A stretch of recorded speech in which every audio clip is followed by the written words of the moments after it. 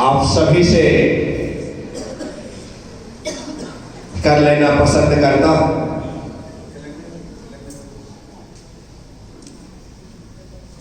आपसे कुछ कहूं उससे पहले हाथ जोड़े प्रभु का पावन स्मरण मंगलाचरण स्वरूप करें। मैं बोलूंगा, आप दोहराएंगे। ओम नमः सिद्धेभ्यः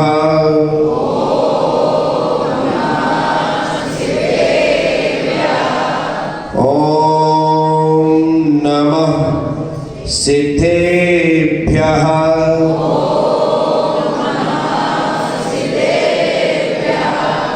ओम नमः सिद्धेभ्यः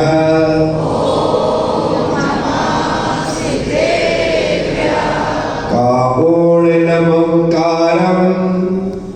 अर्हन्तारं सैव सिद्धारम् आयैवच्छायाणं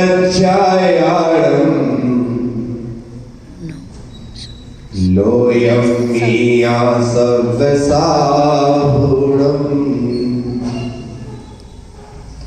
24 तीर्थंकर भगवान की बोल, नायक श्री महावीर भगवान की, विष्णु गौतम स्वामी की, चारित्र चक्रवर्ती 20वीं सदी के प्रथमाचार्य श्री शांत सागर जी महाराज की, आचार्य गुरुवर श्री पुष्पदंत सागर जी महाराज की, द्वादशांगमणि निर्माणी माता की,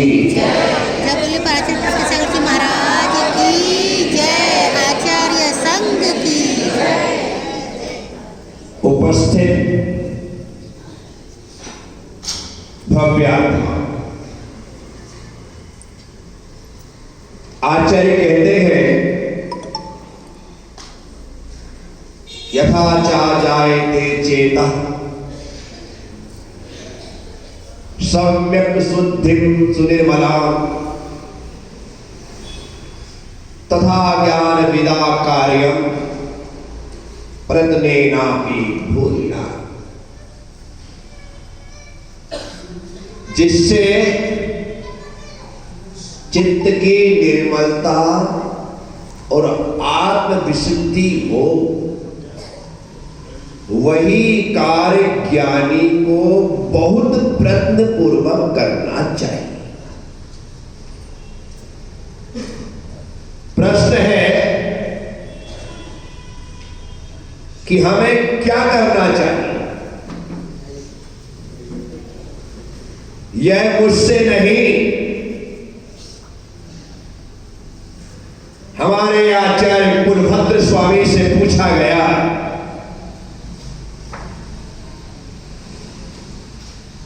वे कहते हैं, जवाब देते, वही कार्य करो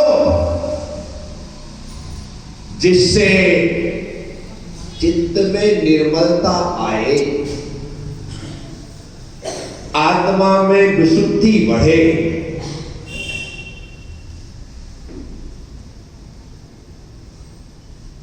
चित्त की निर्मलता का प्रयास, ये धर्म और ये धर्म कार्य, ये साधु संतों का समागम और उनका ये सत्संग, एक ग्रंथ और इन ग्रंथों का स्वाध्याय, ये मालाएं और मालाओं के माध्यम से भगवान के नाम का जप, ज्ञानियों के द्वारा लिखे हुए स्तोत्र भक्ति पाठ और उनके द्वारा भगवान का कीर्तन, ये सब क्या है? मन की निर्मलता का, चित्त की निर्मलता का साधन। हम इतने बुद्धिमान तो है नहीं, इतने ज्ञानी विद्वान तो है नहीं, भगवान की भक्ति में उनके समक्ष बैठ करके संस्कृत में, प्राकृत में, हिंदी में, अपनी बोलचाल की भाषा में रोज रोज नई नई स्तुतियां लिखे और गाए। इतनी योग्यता हमारे भीतर नहीं, लेकिन जो आचार्य मानतुंग स्वामी ने लिखा, जो आचार्य विमोचन स्वामी ने लिखा, जो आचार्य बहादुर सिंह स्वामी ने लिखा, जो सेठ धनंजय ने लिखा, जो पंडित भागचंद जी ने लिखा, जितने भक्ति काव्य हैं जो उन्होंने लिखा है, शब्द उनके हैं लेकिन भाव हमारे हैं। भाव हम भी तो वही कहना चाहते, लेकिन हमारे पास शब्दों को भावों को शब्दों में गुंथने का सामर्थ्य नहीं है, लेकिन कहना हम भी यही चाहते हैं। तुही कल्पवृक्षम तुही कामधेनम तुही दिव्य चित्ता बड़ी नाग एनम, हम यही कहना चाहते हैं प्रभु।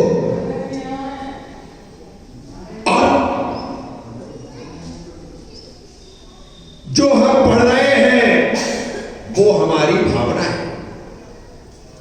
इसलिए चित्त की निर्मलता, किसी भी मंदिर में जाओ, हम जैन है इसलिए जैन मंदिर में जाते हैं, जो हिंदू वो हिंदू मंदिर में जाते हैं, जो सिख है वो गुरुद्वारे में जाते हैं, जो ईसाई है वो चर्च में जाते हैं, जो मुस्लिम है वो मस्जिद में जाते हैं। जो जहां जा रहा है वहां सिर्फ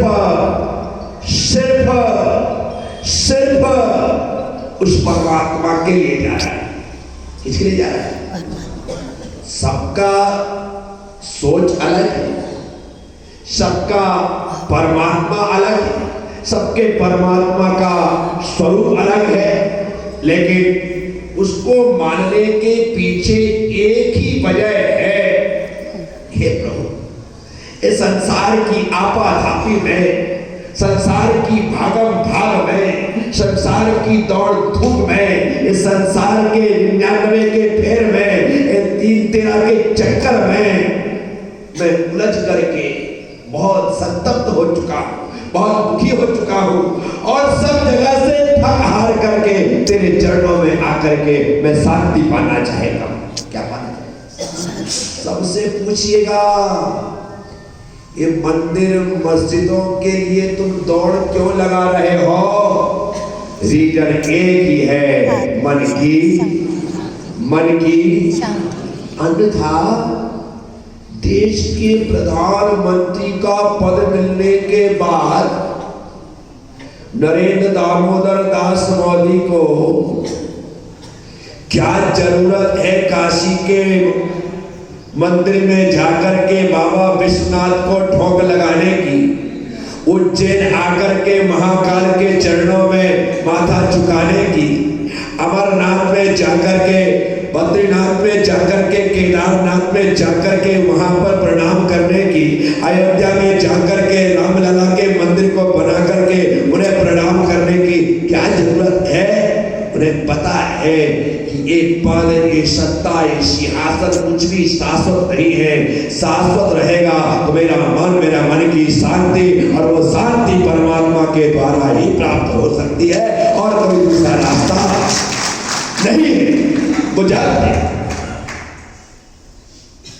इसीलिए हर व्यक्ति तलाश में है शांति।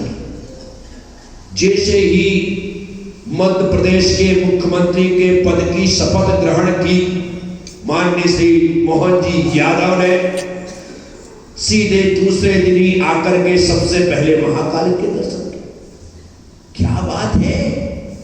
ये धार्मिक देश है, ये बोलो धार्मिक देश है।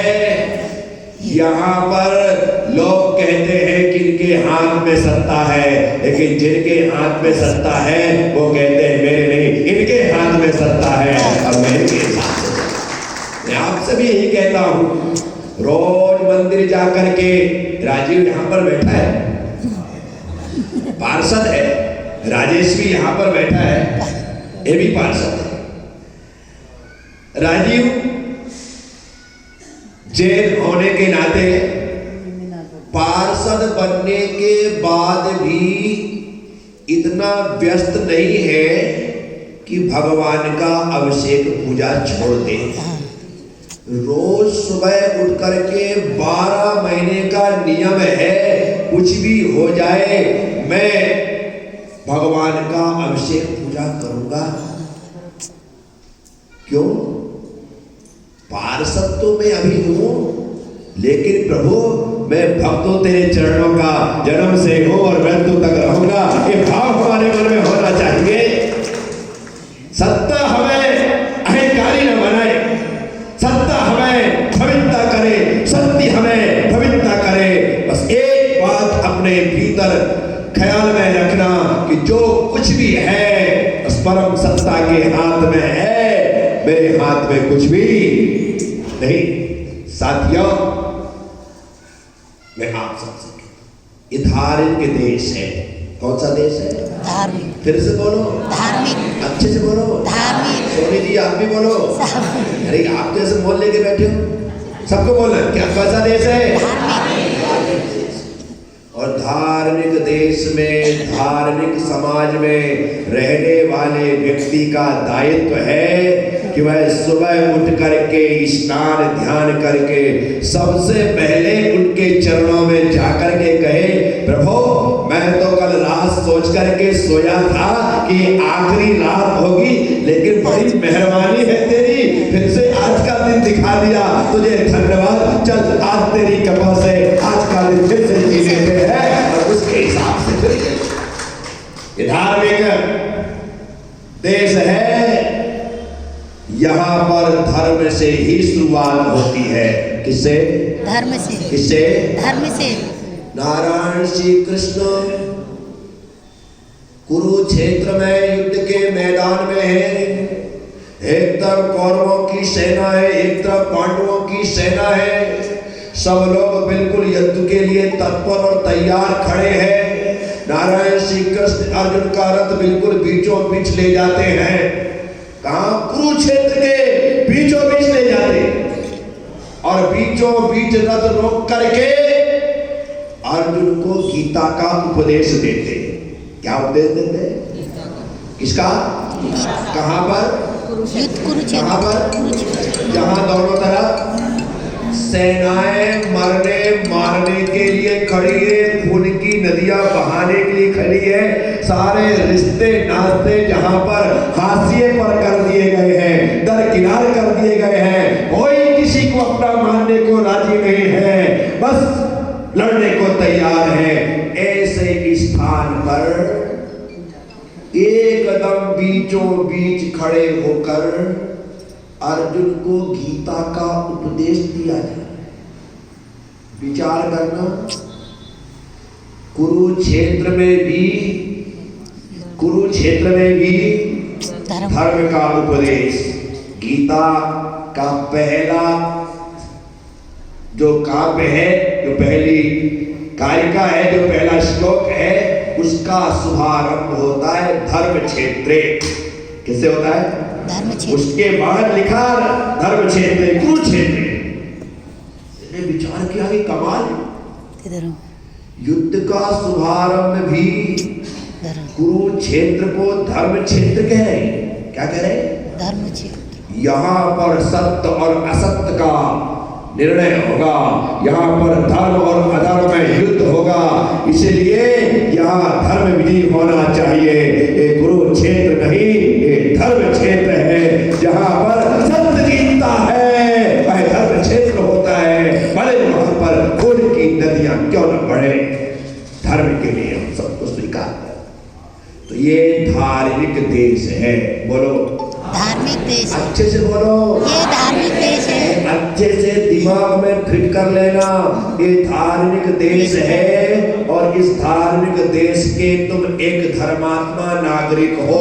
बोलो, ये धार्मिक देश है और हम देश के धर्मात्मा नागरिक हैं। कई लोगों ने नहीं बोला।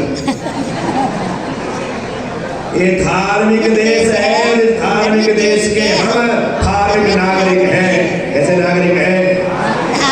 धर्म हमारे भीतर, हमारी माँ ने घुटी में घोट घोट के पिलाया। कैसे पिलाया है? घुटी में घोट। कैसे पिलाया? घुटी में घोट घोट के पिलाया है। नहीं, माँ अपने आंचल से एक चम्मच दूध निकालती थी। क्या निकालती थी? एक चम्मच। आजकल डाबर घुटी आने लगे, बात अलग है, लेकिन हमारी माँ ने हमको डाबर घुटी नहीं पिटाई, हमारी माँ ने हमें पावर घुटी पिटाई। अपने आंचल से एक चम्मच दूध निकालती थी और ऐसा लेकर के एक जायफल को खींचती थी। क्या करती थी? जायफल को खींचती थी और घिस करके एक चम्मच घुटी। बोलो राजेश, तुमने पी होगी। अपन सौभाग्यशालियों में है कि हमने अपने माँ के दूध में घुटी पी है, इसलिए आज यहाँ से दम के साथ बैठे हैं। बाकी तो लोग डाबर की घुटी पी रहे, बैद्यनाथ की पी रहे, पतंजलि की पी रहे हैं, इसमें कोई दमखम ही नहीं है। पता नहीं किस किस का दूध मिला। साथियों, ये धार्मिक देश, हमारी माँ ने हमें धर्म जन्म से घोट घोट के पिलाया। बोलो सचिन, पिलाया कि नहीं पिलाया? पिलाया। माँ कभी चुप गई तो हम जैसे गुरु मिल गए, हमने पिलाया। पिलाया ना? क्यों?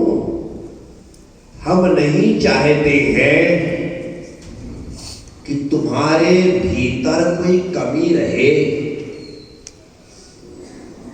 क्योंकि जिसके भीतर धर्म नहीं है, समझना वो जीता जागता चलता फिरता मुर्दा है। इससे अलावा कुछ नहीं। लोग भले कहे कि ये प्राणबंध है, लेकिन धर्म और धर्मगुरु कहते हैं ये निष्प्राण है, इसके भीतर धर्म ही नहीं है। धर्म हमारी धड़कनों में होना चाहिए, धर्म हमारे भीतर धड़कना चाहिए, क्योंकि कोई आपकी सहायता करे ना करे, बुरे वक्त पर सिर्फ धर्म ही हमारा रक्षक होता है, वही हमारा सहायक। जिन्हें हम अपना कहते हैं ना, वो अच्छे समय के साथी है। कब के साथी है? अच्छे समय। बुरे समय में हमारा बेटा भी कहां से खिसक जाए पता नहीं लगता। बुरे समय, उस समय साथ देने वाला, उस समय साथ देने वाला सिर्फ और सिर्फ हमारा धर्म होता है। जब कभी गिरने लगा मन खाइयो, जब कभी गिरने लगा मन खाइयो में, कोई पीछे से अचानक थाम लेना, कोई पीछे से अचानक।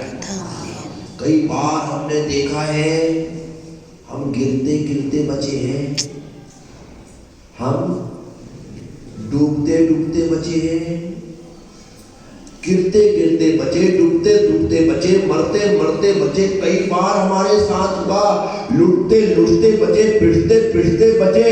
नहीं बचे क्या?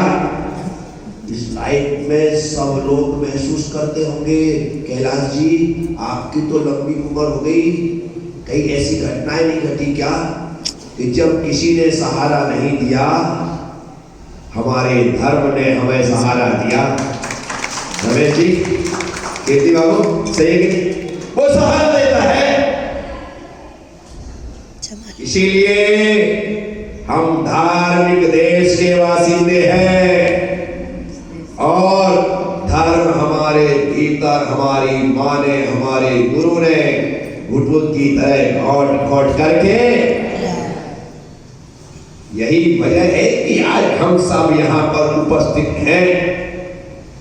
अन्यथा ऐसे व्यस्ततम समय में जिसके पास खुद के लिए समय नहीं है, वो महाराज जी के लिए क्या समय देगा।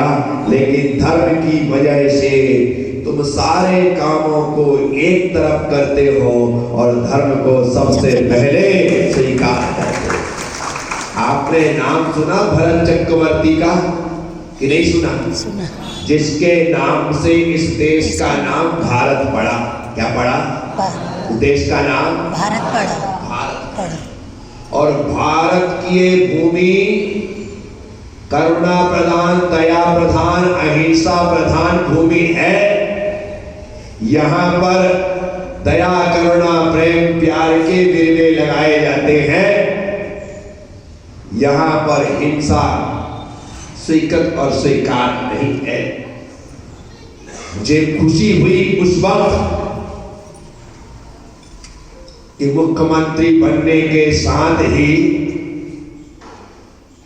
पहली घोषणा कि खुले में मांस, मछली, मटर और अंडे। मोहन जी मेरे पास 50 बार आ चुके हैं। बहुत अच्छा हम लोगों का परिचय है, संबंध है। वो मुझे अपना मानते, मैं मुझे अपना मानता। वो हमारे दक्षिण क्षेत्र में महावीर तपोभूमि है, वहीं से विजय होती है।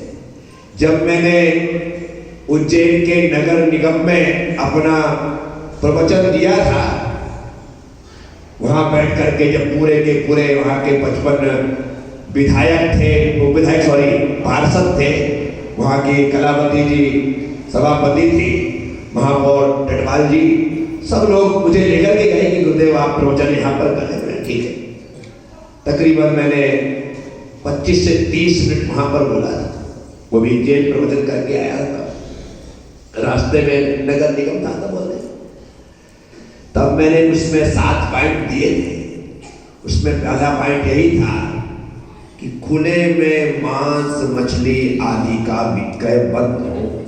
मैं ये नहीं कहता हूं कि धंधे बंद कर दो, क्योंकि मैं कहूंगा तुम मानोगे, कोई नहीं मानेगा। लेकिन पहले के समय में अलग से बाजार होता था, पता डाल करके विक्रय होता था, ताकि हम अहिंसक लोगों की भावनाएं आहत नहीं होती।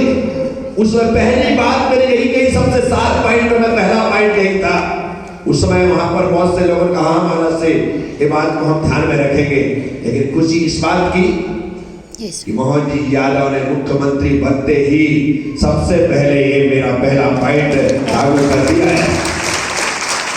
और वो भी बुलडोजर बाबा बन गए। कल उन्होंने महाकाल की नगरी में बुलडोजर भी चल, क्यों नहीं हटाएगा, बुलडोजर से हटा दिया जाएगा। निश्चित तौर पर खुशी होती है इस अहिंसा प्रधान देश में कम से कम अहिंसा के पक्ष में खड़े हुए लोग हमारे साथ तो है, हमें मिल तो रहे हैं। साथियों, तो ये भारत भूमि भरत के नाम से है। वो चक्रवर्ती भरत एक साथ 3 शुभ सूचनाएं सुनता है। एक साथ 3 शुभ सूचनाएं सुनता है। पहली सूचना कि भगवान ऋषभदेव को केवल ज्ञान की प्राप्ति हुई। दूसरी सूचना, आपकी आयुर्शाला में चक्ररत्न की उत्पत्ति हुई। तीसरी सूचना, आपको पुत्र रत्न की प्राप्ति हुई। एक साथ धर्म, अर्थ, काम, पुरुषार्थ का फल मिला। एक साथ धर्म पुरुषार्थ केवल ज्ञान, अर्थ पुरुषार्थ चक्ररत्न और काम पुरुषार्थ पुत्र रत्न की प्राप्ति। चक्रवर्ती विचार करता है मुझे सबसे पहले क्या करना चाहिए। पुत्र का जन्मोत्सव मनाऊं, चक्ररत्न की प्राप्ति की उसी में महापूजा रखूं, या भगवान के चरणों में जाकर के नमन निवेदित करूं। ऐसा विचार आते ही चक्रवर्ती ने निर्णय किया, सबसे पहले भगवान के केवल ज्ञान की पूजा के लिए ये सर्वस्व चलना है। ये भारत है, ये भरत का भारत है। यहाँ पर हमारे भावों में भगवान बसता है, इसलिए पहला काम भगवान की भक्ति। चक्रवर्ती भरत सीधे भगवान के समो शरण में पहुंचते हैं और भगवान के चरणों की पूजा करते हैं। उसके बाद वे चक्ररत्न की आराधना करते हैं। उसके बाद पुत्र जन्म का उत्सव मनाते हैं। साथियों, आपके सामने ऐसे 3 काम आए। तिलक नगर में महाराज जी आ रहे हैं, पहला काम। आज तुम्हारे काम धंधे में एक बड़ी डील होने वाली है। दूसरा काम, तीसरी बात, अभी हॉस्पिटल में तुम्हारे डिलीवरी होने वाली है। तीसरा काम, अब बोलो जल्दी जल्दी, फटाफट, टाइम नहीं मेरे पास। डिलीवरी होने वाली है, तुम्हारी मिसेज एडमिट है, एक बड़ी डील होने वाली है, बाहर से व्यक्ति आया है, और तीसरा काम महाराज जी आए। जल्दी फटाफट, मैं 10-20 मिनट आंख बंद करके बैठ जाता हूँ। आपको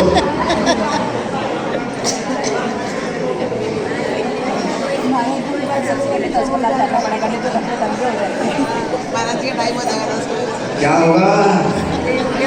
इतनी सभा में एक भी चक्रवर्ती भरत मिलने वाला, वहां पर फोन से फोन, जल्दी आओ ना। अरे बाप रे, अब समझ में नहीं आता है कि हॉस्पिटल जाऊं, ऑफिस जाऊं। महाराज तो कल मिल लेंगे, अपनी तो है। शाम को जाके ठोक लगा देंगे। कहाँ जाने वाले सचिन? लेकिन अभी तो विचार करना, चक्रवर्ती भरत के सामने एक ही समय में 3 बातें आई।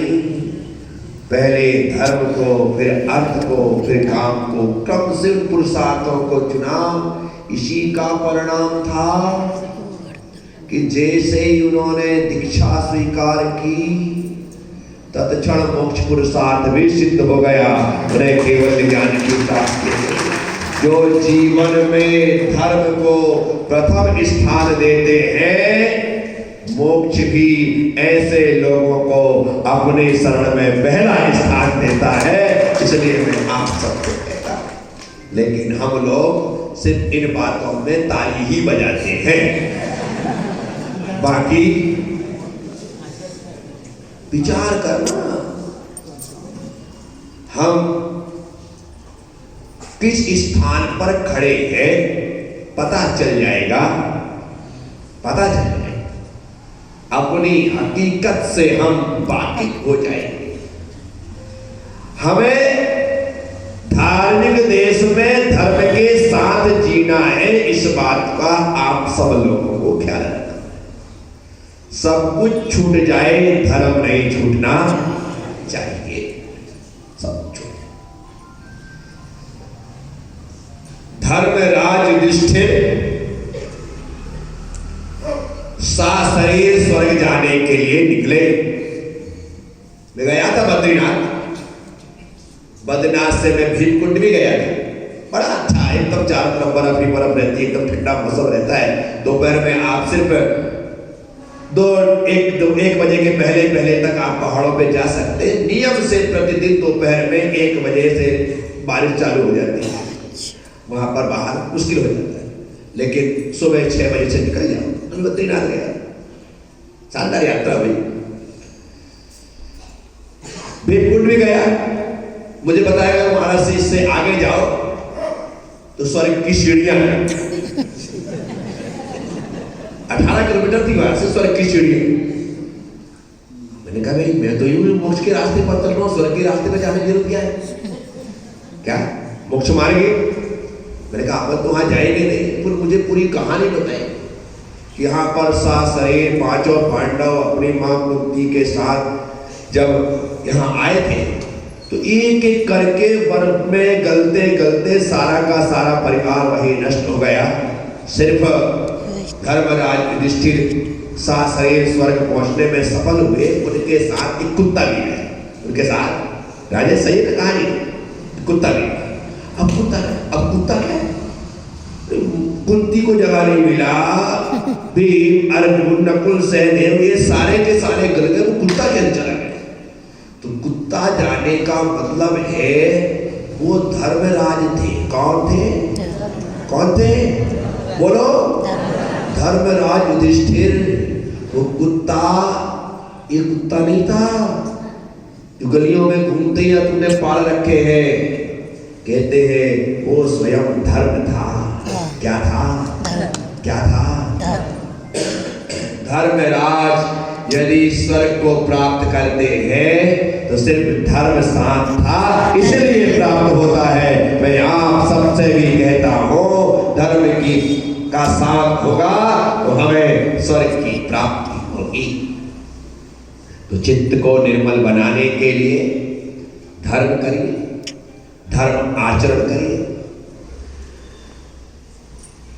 लोग कुछ भी कहते रहे कि युग कहां जा रहा है, 21वीं सदी में लोग जी रहे हैं और तुम अभी भी वही धोती दुपट्टा पहन करके सुबह से चले। अच्छा पागल बने यार, क्या मिलता भगवान के ऊपर जल डालने से? इतने सारे लोग तो डाल रहे, सफाई करना तो वो कर देंगे। अरे मेरे भाई, ये भगवान के ऊपर जल डालना भगवान की सफाई नहीं है, उनका कनेक्शन यहां से है। उनका कनेक्शन मेरे भगवान मेरे हृदय में बसते हैं। मेरे भगवान, बोलो राजीव, मेरे भगवान मेरे हृदय में बसते हैं, लेकिन जो यहाँ बसे हैं ना, उन पर जल डाल करके अभिषेक नहीं किया जा सकता, नहीं करवाया जा सकता। यदि मैं डालता हूँ तो मेरे ऊपर आता है, पर यहाँ के भगवान का यदि अभिषेक करना है तो वहां पर भगवान पर जल डालना पड़ता है, वहां जल डालता है और मेरे प्रभु का अभिषेक हो जाता है। क्या इस बात को याद रखना, वहां जल जलता है और मेरे प्रभु का अभिषेक होता है। यदि आपने वहां पर जल नहीं चढ़ाया अर्थात अभिषेक नहीं किया तो आज आपकी मन की वेदी में बैठे हुए भगवान का अभिषेक नहीं हुआ, यह मान करके चलना। इसलिए उन भगवान पर मैं अभिषेक करने के लिए जाता हूं ताकि मेरे प्रभु का अभिषेक हो जाए। तो लोग समझते भगवान की सफाई, वे लोग बाहर देखते इसलिए उन्हें लगता भगवान की सफाई हो रही है। मैं तो अपने मन की सफाई, अपनी आत्मा की सफाई के लिए वहां पर जाता। पहले के जमाने में और आज के जमाने में कैसे होता है, वो टाइपराइटर होता है, टाइपराइटर होता है। कभी आपने टाइपिंग की? हम मोबाइल का नोट करते हैं, पहले तो टाइपराइटर। अब टाइपराइटर की विशेषता होती है उसमें ई कहीं होता है, आई कहीं होता है, ओ कहीं होता है, यू कहीं होता है, सी कहीं होता है, डी कहीं होता है, सब अलग अलग होते हैं। और वो टाइपराइटर जब टाइपिंग करता है ना, मारता है यहाँ कहीं भी है, लगता वही, मारो कहीं लगे वही।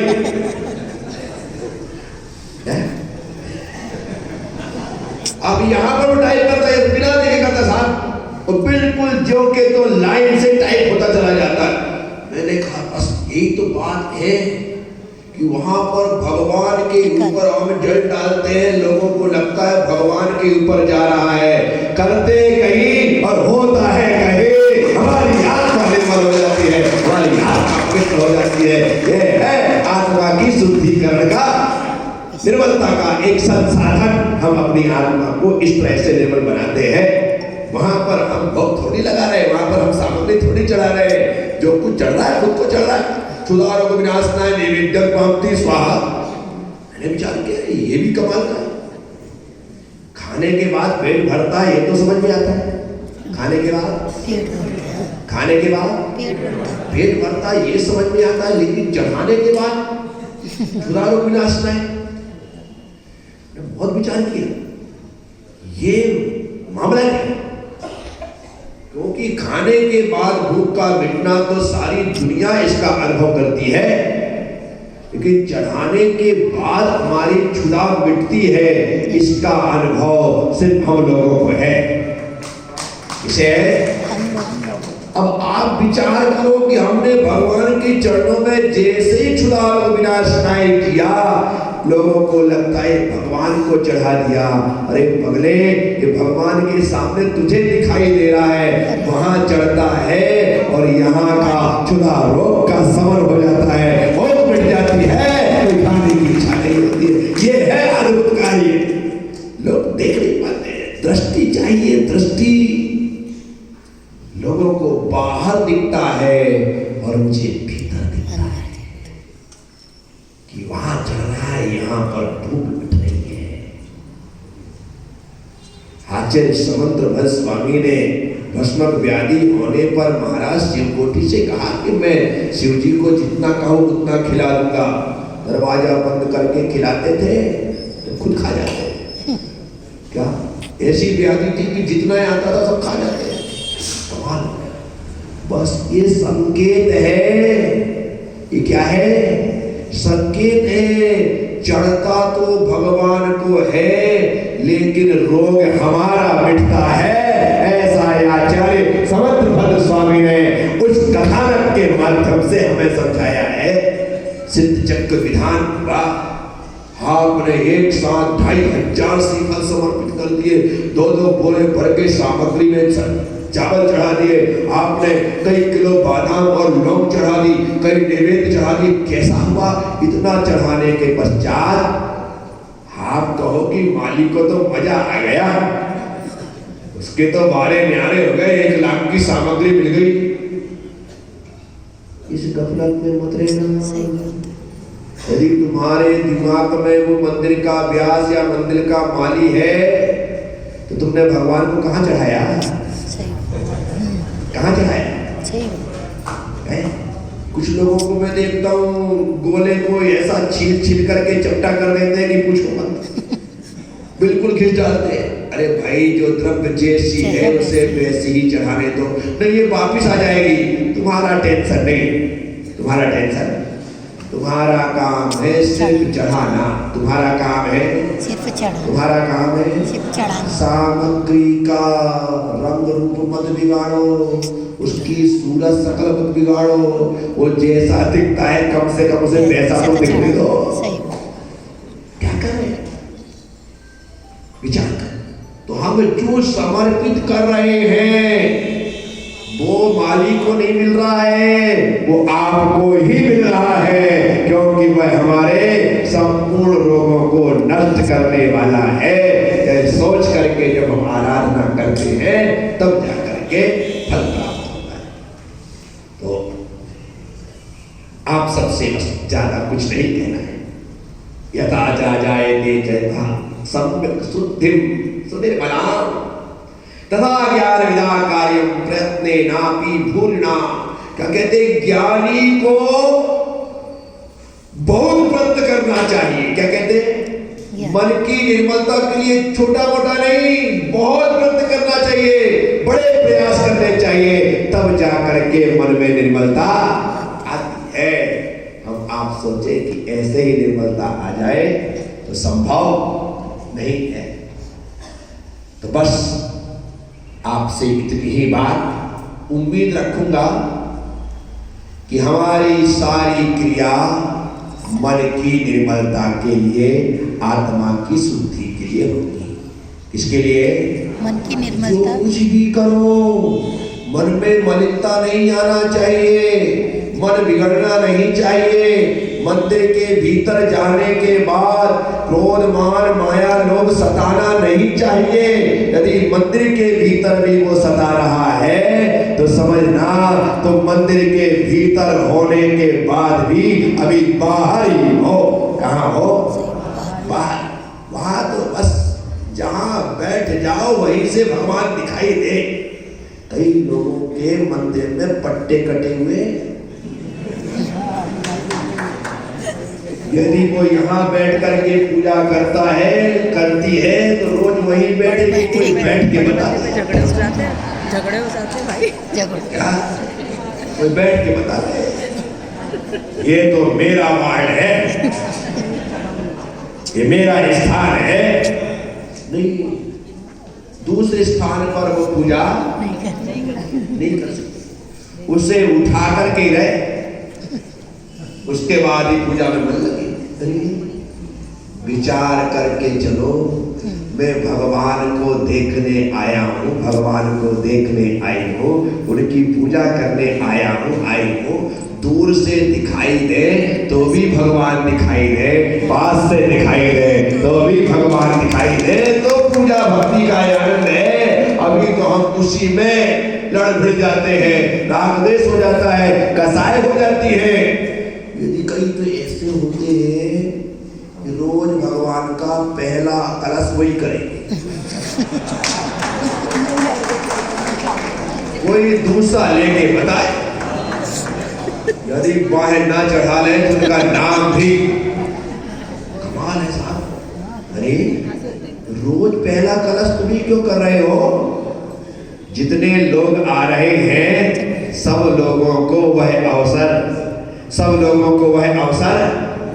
आज मैं कल तुम फिर तुम, ऐसा चलता रहेगा। एक बार करके देखना, आप दूसरों को आगे बढ़ाओगे, लोग तुम्हें हमेशा सबसे आगे रखेंगे, हमेशा आगे रखेंगे। और आप यदि लोगों को आगे नहीं आने दोगे तो सामने वाला उस दिन का इंतजार कर रहा कि बेटा बस जिस दिन मेरे हाथ में हुकूमत आई ना तो देखना क्या होगा। और बाप रे बाप। तो इसीलिए मैं आप सबसे कहता हूं सबको बढ़ाओ, सबको लेकर के चलो, बहुत आनंद। साथियों आप सबसे बस नहीं, मन की निर्मलता भगवान कहीं से भी दिखाई दे। आप यहाँ पर आए ना, मैं यहाँ आया कि नहीं आया? मैं यहाँ आया हूं तो मुझे इतने अच्छे से यहाँ पर बिठा दिया, पूरे संघ को बिठा दिया। ऐसे करके इस पर मुकर के बिठा देते तो है? जैसे राजेश राजीव बैठे यहाँ बिठा देते, चौका लगा करके सिंहासन लगा कर खाली ऐसे बैठ जाओ तो क्या? नहीं, सबको मैं दिखाई मुझे ऐसे स्थान पर बिठाया गया है कि वो दूर खड़े हुए वहां के लोग भी मुझे देख रहे हैं, कि बाहर खड़े लोग देख रहे हैं, वो गाड़ी में बैठा हुआ व्यक्ति देख रहा है, माइक सेटिंग करने वाला देख रहा है, कब बंद हो बंद करो।